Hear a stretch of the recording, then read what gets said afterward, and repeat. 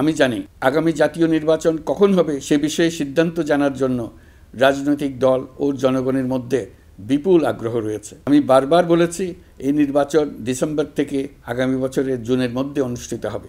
এই সময়ের মধ্যে দেশে নির্বাচন উপযোগী পরিবেশ সৃষ্টির জন্য যা যা করা দরকার সরকার তাই করছে। এই সরকারের একটি বড় দায়িত্ব হলো একটি পরিচ্ছন্ন, উৎসবমুখর, শান্তিপূর্ণ, বিপুলভাবে অংশগ্রহণের পরিবেশে একটি নির্বাচন অনুষ্ঠান করা, এমন একটি নির্বাচন আয়োজন করা যাতে করে দেশ ভবিষ্যতে নতুন সংকটে না পড়ে। এই জন্য সবচেয়ে বেশি গুরুত্বপূর্ণ হলো প্রাতিষ্ঠানিক সংস্কার।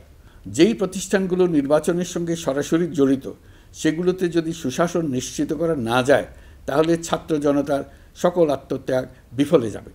সংস্কার, বিচার, নির্বাচন এই তিনটি ম্যান্ডেটের ভিত্তিতে আমরা দায়িত্ব গ্রহণ করেছিলাম।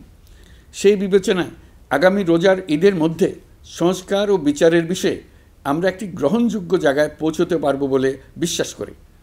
বিশেষ করে মানবতাবিরোধী অপরাধের বিচার, যা কিনা জুলাই গণ অভ্যুত্থানের শহীদদের প্রতি আমাদের সম্মিলিত দায়, সেই বিষয়ে আমরা দৃশ্যমান অগ্রগতি দেখতে পারব।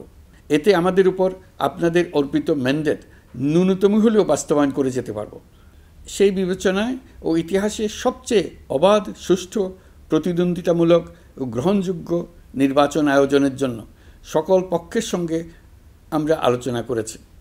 পাশাপাশি বিচার, সংস্কার ও নির্বাচন সংক্রান্ত চলমান সংস্কার কার্যক্রম পর্যালোচনা করে আমি আজ দেশবাসীর কাছে ঘোষণা করছি যে আগামী জাতীয় নির্বাচন 2026 সালের এপ্রিলের প্রথমার্ধের যে কোনো একটি দিনে অনুষ্ঠিত হবে। এই ঘোষণার ভিত্তিতে নির্বাচন কমিশন উপযুক্ত সময়ে আপনাদের কাছে নির্বাচনের বিস্তারিত রোডম্যাপ প্রদান করবে।